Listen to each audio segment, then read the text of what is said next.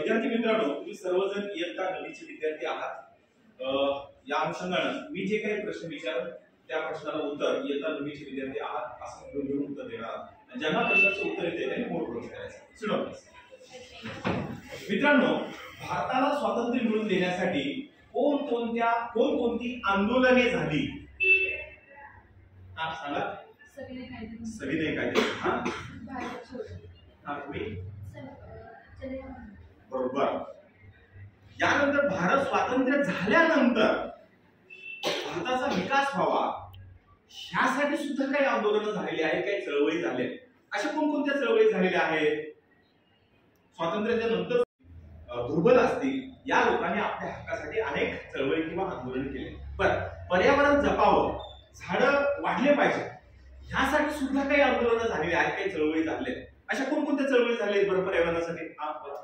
चिपको आंदोलन या उपघटकाविषयी आपण अधिक माहिती घेऊया।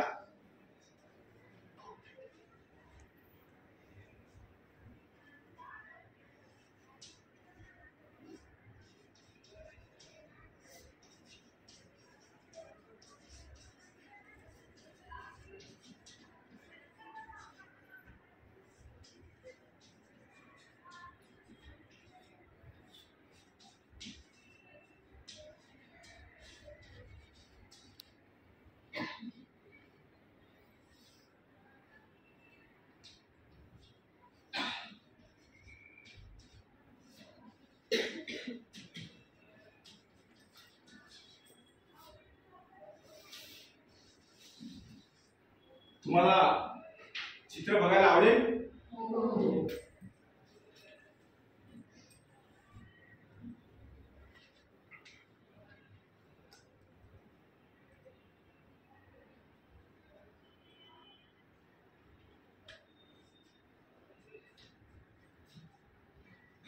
हे चित्र कोणत्या नेत्याचं आहे? हा बोला। सुंदरलाल बहुगुणा। शाबास, बसा। हे दुसरं चित्र कोणाचं आहे? त्यांचेच ते सहकारी आहेत, चंडीप्रसाद भट्ट। ह्या दोघांनी मिळून किंबहुना मित्रांनो सुंदरलाल बहुगुणा यांना चिपको आंदोलनाचे जनक असं म्हटलं जातं। काय आहे चिपको आंदोलन? तर बघा, चिपको म्हणजे चिपकणे या चित्रामध्ये तुम्हाला इथे दिसेल।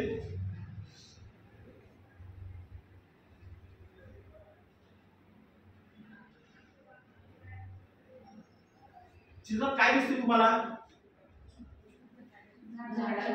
सामूहिक उत्तर नको। हा तुम्ही घडलेलं नाहीये। आलिंगन दिलेलं आहे। आलिंगन म्हणजे आलिंगन देणे वेळ।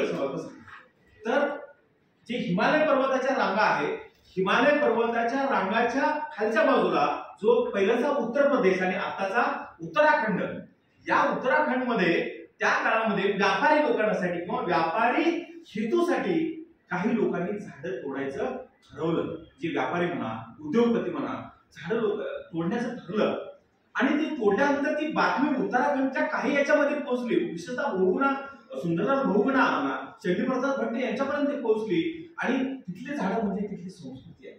आणि म्हणून हे जर झाडं तुटले तर काय होणार? या पर्यावरणाचं काय होणार? या निसर्गाचं काय होणार? आणि म्हणून सुंदरलाल बहुगुणा यांच्या मार्गदर्शनाखाली तिथल्या ज्या महिला होत्या त्या महिलांनी प्रत्येक म्हणजे जेव्हा व्यापारी किंवा उद्योगपती झाडं तोडायला यायची त्यावेळेस प्रत्येक झाडाला ते छोटं जर झाड असेल तर त्याला ते लटकून असं चिपकायचे की आम्ही झाडं तोडून देणार नाही। म्हणजे शब्दाच्या माध्यमापेक्षा ते झाडाला वाचवण्यासाठी जे आंदोलन झालं त्या आंदोलनाला चिपको आंदोलन असे म्हणतात। आणि नुसतं मोठं झाड असेल एका स्त्रीच्या किंवा ह्याच्या आणि हे सगळं महिलांनी केले, कारण बहुगुणाच्या मार्गदर्शनाखाली उत्तराखंडच्या ज्या महिला होत्या त्या महिलांनी ते हे केलं। आणि त्यावेळेस नुसतं एखादं झाड मोठं असेल तर मग कसं करणार? तर तिथं फेरा देणं ज्याला आपण म्हणूया, की जसं आपण उदाहरणामध्ये गरबा वगैरे खेळताना असं फेर देतो आपण, तसं अनेक स्त्रिया किंवा अनेक महिला मिळून त्या झाडाला काय करायचं? फेर द्यायचे। आणि फेर देऊन की ते झाडं तोडणाऱ्याची काही हे असतील त्यांना तिथे येऊ द्यायचं नाही. परिणाम असा झाला की सुंदरलाल बहुगुणा व चंद्रप्रसाद भट यांची जी चळवळ होती त्या चळवळीला महिलांची साथ मिळाली आणि महिलांच्या साथीनं चिपको आंदोलन पूर्ण भारतामध्ये नव्हे ते जगामध्ये ते हे झालं आणि पर्यावरणाचं तिथं जतन होण्याला त्यामध्ये प्रयत्न हे झालेले आपल्याला मित्रांनो त्यामध्ये दिसतात. बरोबर. आजच्या घटकामध्ये आपण काय काय बघितलं की महिला व दुर्बल घटकाचे सक्षमीकरण या चिपको आंदोलनामध्ये महिलांनी झाडं वाचवण्यासाठी सुंदरलाल बहुगुणांनी हे करण्यासाठी काय केलं आणि ते चिपको आंदोलनामुळे आज जे उत्तराखंडमध्ये झाडं मोठ्या प्रमाणामध्ये दिसतात त्याचा तो परिणाम कसा झाला हे आपण आज बघितलं. अशा रीतीने आज आपण महिला व दुर्बल घटकाचे सक्षमीकरण या घटकातील चिपको आंदोलन याविषयी माहिती मिळवलेली आहे.